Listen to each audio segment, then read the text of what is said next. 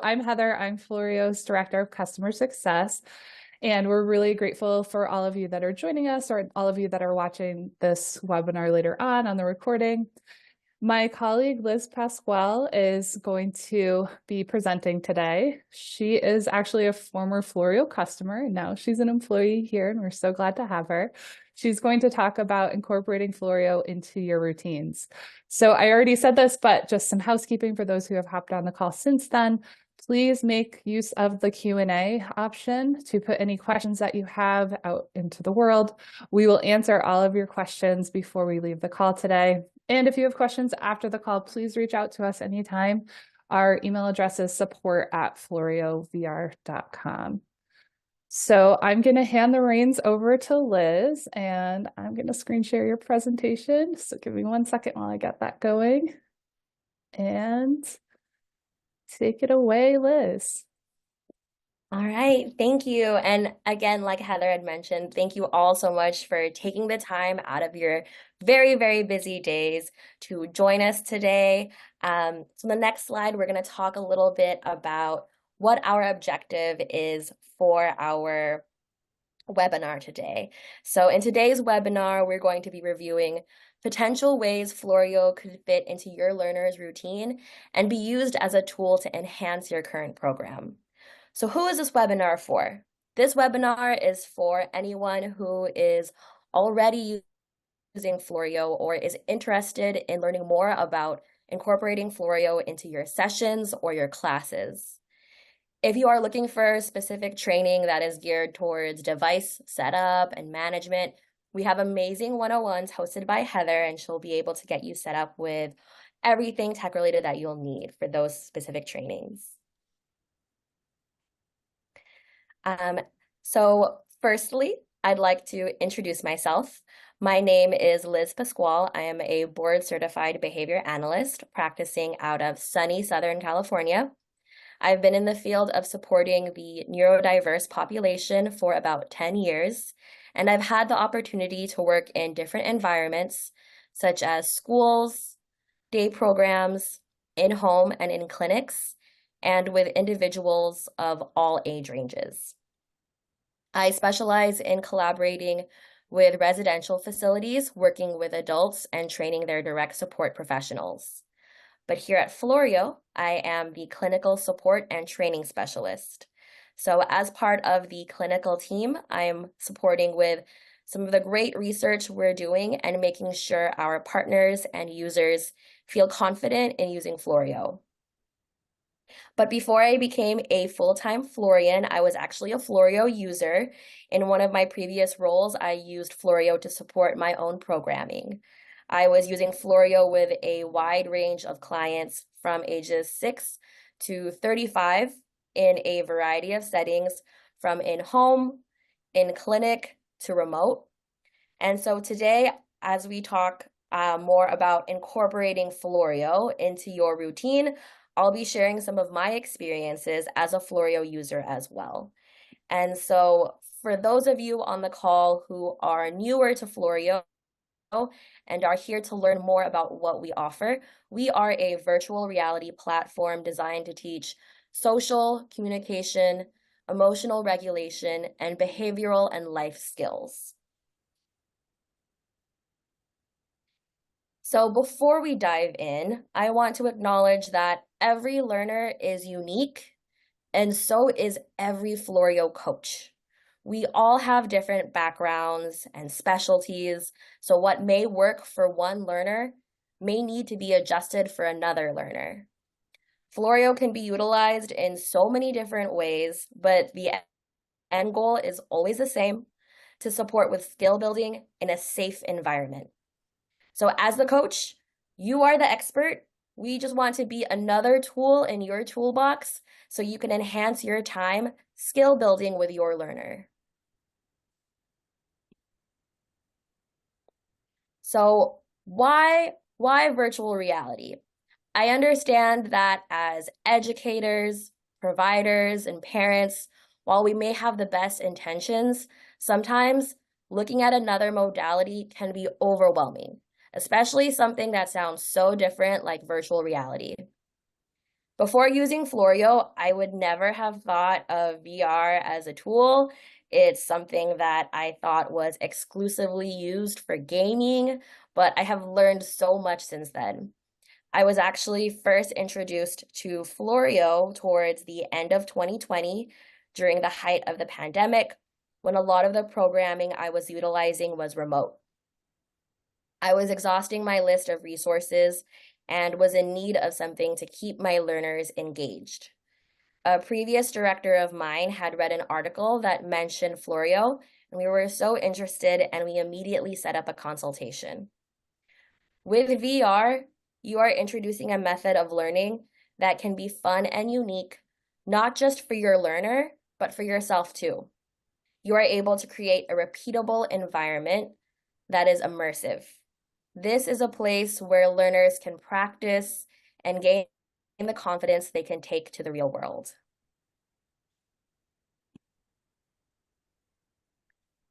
But why Floreo specifically? Floreo has created immersive virtual reality experiences that have been designed to accommodate and support individuals with diverse neurological profiles to foster a safe environment where they can practice hard to teach skills with the assistance of a provider, educator, or caregiver. Our lessons are based on established research and science-backed techniques and have been developed by clinicians, therapists, engineers, and neurodiverse people. For more information about the research that we have done to date, you can check our website at floreovr.com, where there is a research tab. Our platform can be used in therapy, educational, or family settings. As I mentioned earlier, I was able to use Floreo in home, in clinic, and remotely with learners in both individual and group settings. And what really pulled me in was that Floreo is also coach-facing. This isn't how one might traditionally think of VR, where we put on a headset and walk away. With Floreo as the coach, you are able to see exactly what the learner is seeing, so you can better support them while they are in VR. By seeing what they are seeing, you have the ability to better prompt, guide them through the lesson, and give feedback on their performance. With the coach buttons that some of our lessons have, you can individualize a lesson path based on either your learner's responses or their preferences. Since Floreo also has a coach aspect, this truly gives the coach the opportunity to connect with a learner. Whether you've been supporting a particular learner for some time or in the initial stages of building rapport, connection is key. Research shows that having a connection with your learner leads to increased participation, motivation, and learning. However, that key part of connection can be difficult for some coaches and learners. Floreo allows coaches and learners to engage with a platform together. Floreo gives you the ability to guide the learner through each lesson and actively engage with them. So, where to start? The first place you'll want to start is getting set up with a subscription. If you don't have one already, we have several options to accommodate your specific situation, whether you're a healthcare provider, educator, or family. If you want to talk to someone about your subscription needs, please reach out to support@floreovr.com. And then the next steps go hand in hand, and it's to do our in-depth training. This is really important because we want to ensure that you are using the best practices to set up your equipment and get started on the right path.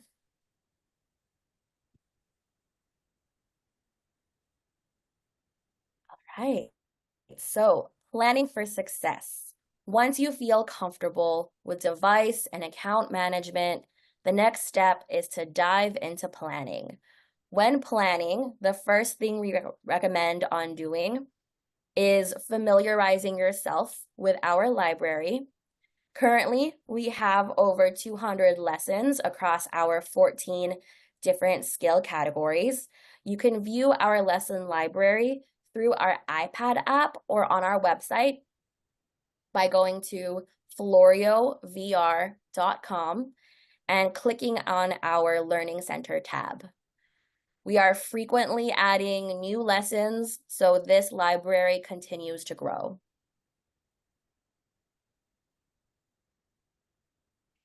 So this is a snapshot of how our lesson library looks like from within the iPad app. At the top, you will see a banner for next recommended lesson, and below you can scroll through our many different lessons, which are separated by skill category. When you select a lesson, you will also be able to access a detailed description of the lesson itself. This will give you more information about the purpose of the lesson and the steps in that lesson. Within each lesson description, you will also see tags with the age range and verbal abilities of the learner that the lesson may be best suited for. And selecting behavioral objectives will allow you to see the skills this lesson targets. As a coach, understanding the specifics of a lesson can be key, as this will help you understand if there are any targeted skills that either align with your current programming or can be used in future programming.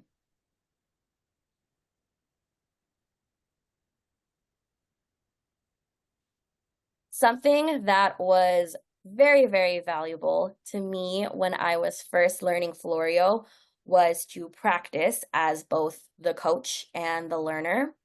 You can do this a couple of ways. The best way for me was by having the support of a colleague, so that way we could switch off by being coach and learner. This allows you to really role play how the coach view will look as you are navigating through the lesson. And by practicing as the learner, you have that opportunity to be in the headset and experience the immersive environment your learner will be experiencing.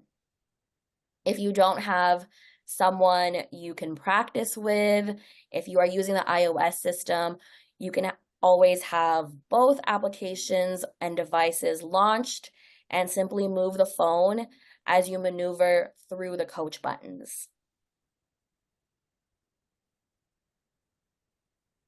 Okay, so once you've become a Floreo expert, you'll want to make sure that you have your consents in order. We have a sample of a caregiver release form in the resources center of our website. And then our next recommendation is to go back and review your client's current needs and programming. Review your own program skill content areas that you are already supporting your learner with, and where are they in their journey with skill acquisition in that area. Each practice's categorization of skill content areas can look different from discipline to discipline, and the areas targeted are dependent on what each individual learner's needs are. But this is a good opportunity to see what aligns with what Floreo offers. For example, as a clinician, before using Floreo, I was working with one learner on social and communication skills. While reviewing what my learner's short-term and long-term objectives were, I found that similar objectives could be targeted in Floreo. During this stage of planning, I was able to select the lessons that I could add to their program.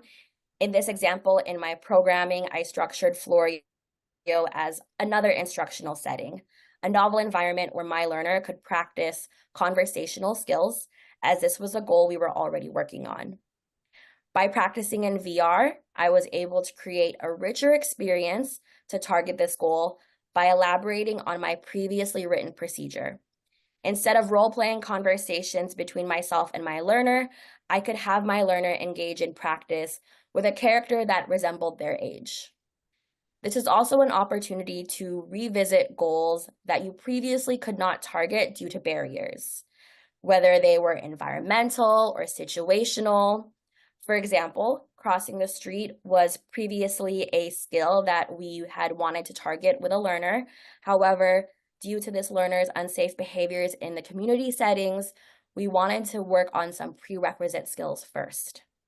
So when we introduced Floreo with this learner, we had the opportunity to practice crossing the street in a safe, controlled environment.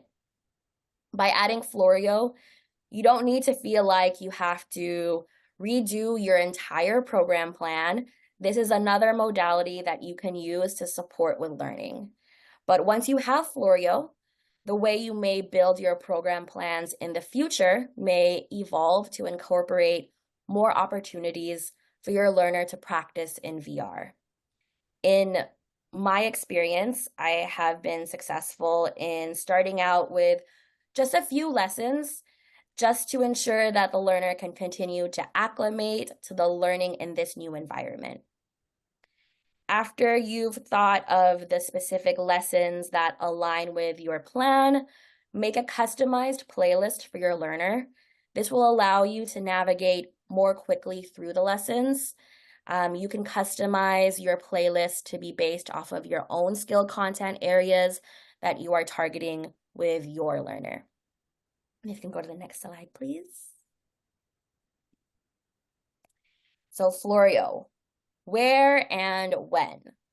Once you've identified the lessons you want to do with your learner, it is important to figure out where and when you will be doing Floreo. So where? If you are in a classroom, think about a specific part of the classroom that you want to use for Floreo. If you're in the clinic, is there a different space you can designate as Floreo use? If you're in a home, which room will you be practicing Floreo in?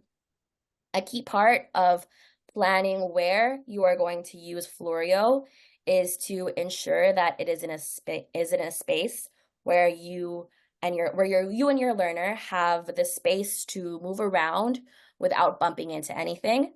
We do recommend Floreo be done in a seated position in a chair that can move, because this allows the learner to be able to experience and explore Floreo's full view.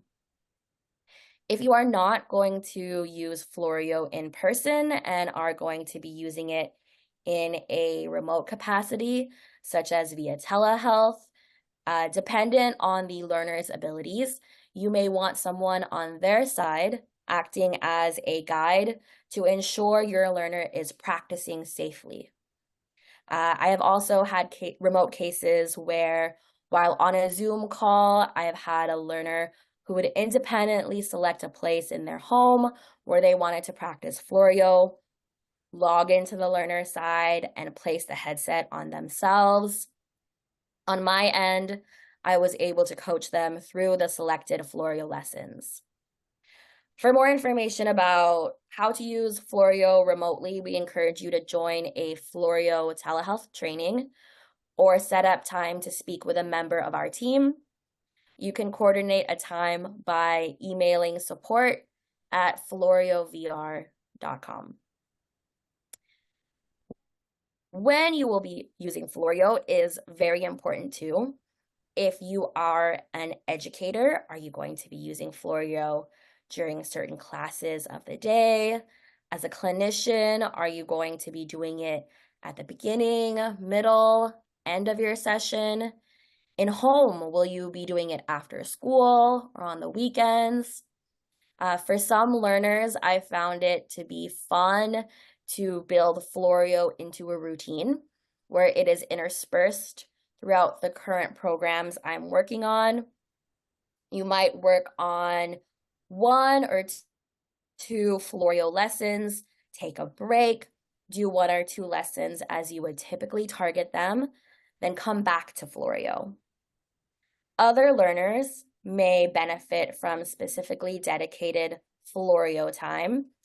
Either way, it is important to ensure that we are checking in with our learners and their comfort level and giving them time to adjust to this environment so they can be safe while engaging with Floreo.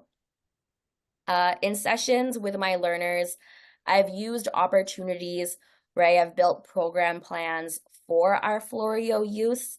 Like I mentioned earlier, while you do not have to revamp your entire programming to accommodate Floreo lessons, you may find yourself creating additional opportunities for you to incorporate Floreo.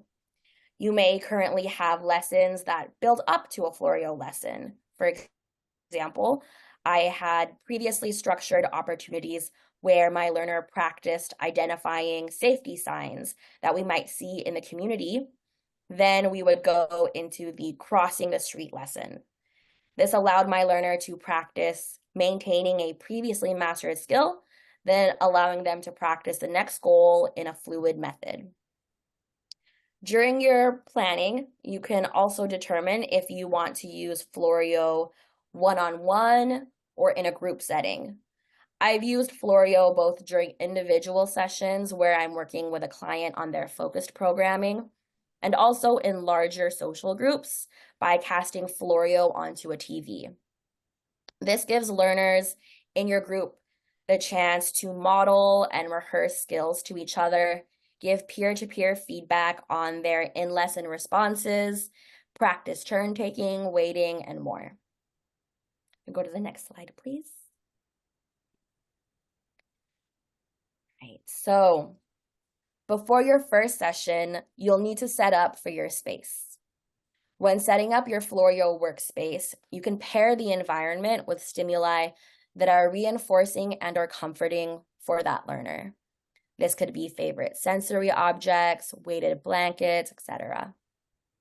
Have additional reinforcers available so that you can reinforce learners for their participation in Floreo. We want this to be a fun experience for them so that they want to keep learning with this modality. Before your first session, you also want to plan the procedure for introduction of the headset to your learner. Something that many are concerned with is if their learner will tolerate wearing the headset. We have some great resources on our site about recommendations on how to introduce the headset to your learner. Each learner's acclimation to the device will look different, but it is important that during introduction, we are ensuring that the learners feel comfortable and safe before moving further.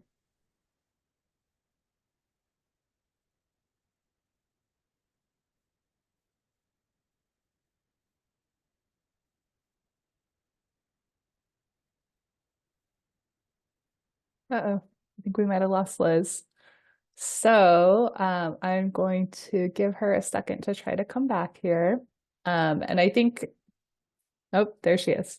I'm back. Oh no. Okay. Sorry about that, everyone. That was okay. So what was the last thing we heard, Heather?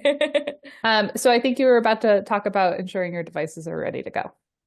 Perfect. All right. So ensuring your devices are ready to go.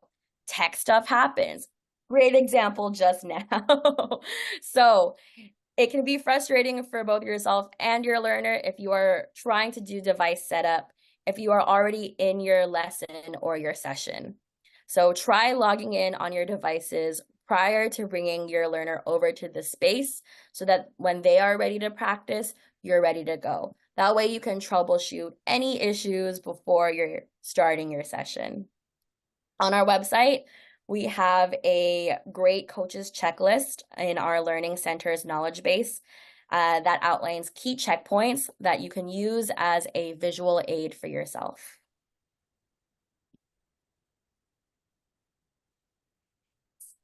So, during your first Floreo session, when you are all set up and ready to go during your Floreo sessions, you want to ensure that your learner is feeling well and enjoying their time in VR. Like I mentioned earlier, we want to check in with them throughout the Floreo session to ensure they continue to feel safe and comfortable.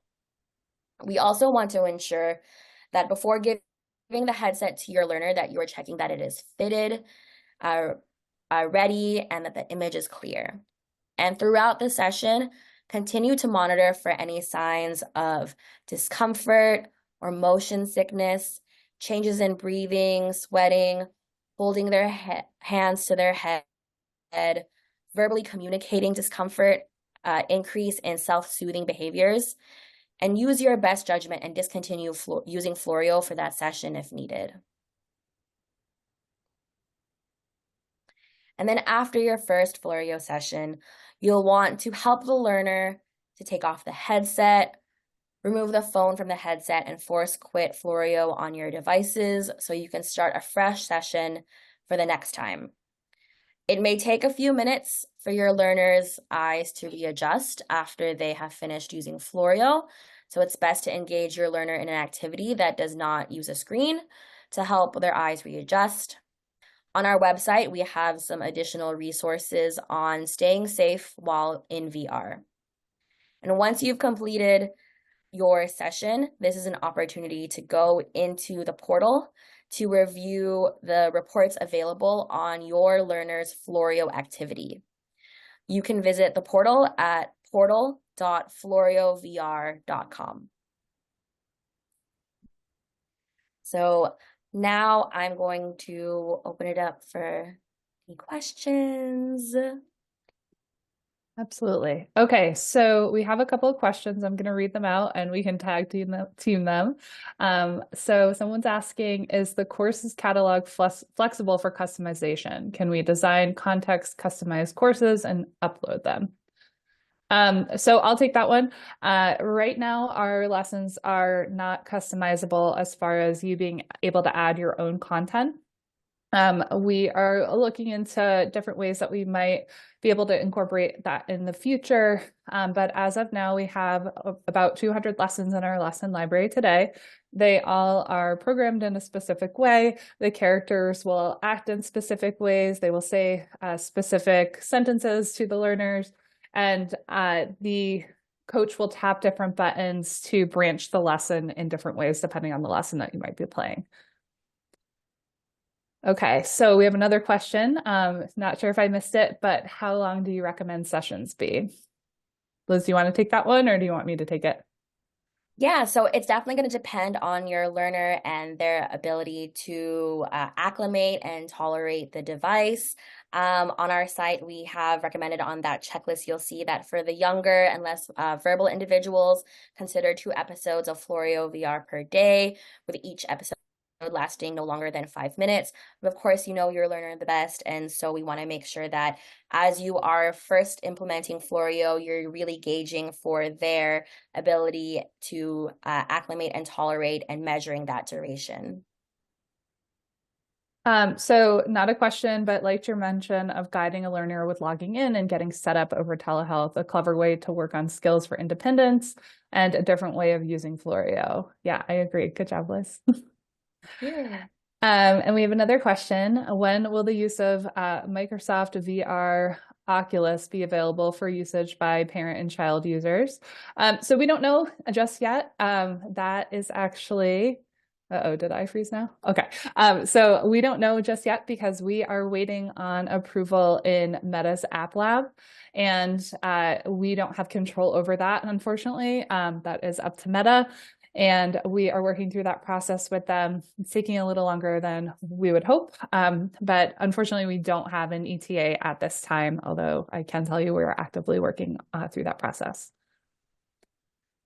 If you have questions about using Floreo after the call, like we said earlier, please email support@floreovr.com.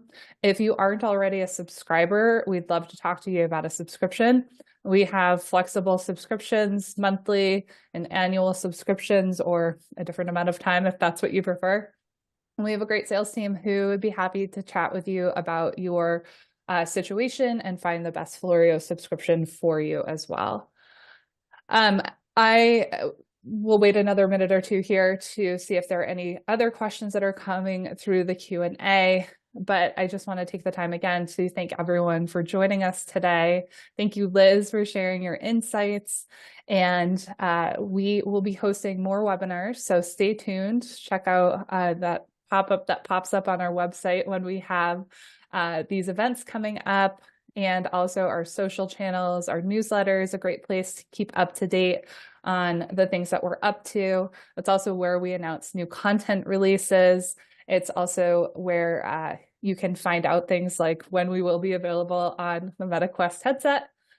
And there's another question. Yes, so depending on the state that you are in, we do have some programs in various states that will cover Floreo subscriptions through Medicaid, specifically Wisconsin, Tennessee, New York. If you have a waiver benefit that covers assistive technology, that will often cover a Floreo subscription. I can't speak specifically to what's going on in Georgia. We don't have a program set up there yet, but you're welcome to email us directly and we can offer some advice on resources that you might check out in your particular state. Any other questions? And for those orgs that are joining us today, if you're not a parent, you can definitely take advantage of our CPT3 code. It is an add-on code that it just went into effect last year, and it can be used to bill for virtual reality assisted therapy. So happy to answer questions about the CPT3 code. Support at Floreo VR is the best place. And our sales team can also answer those questions when you're talking about subscriptions with them too. And that's specific to organizations that are billing through insurance. Any other questions that we can answer here today?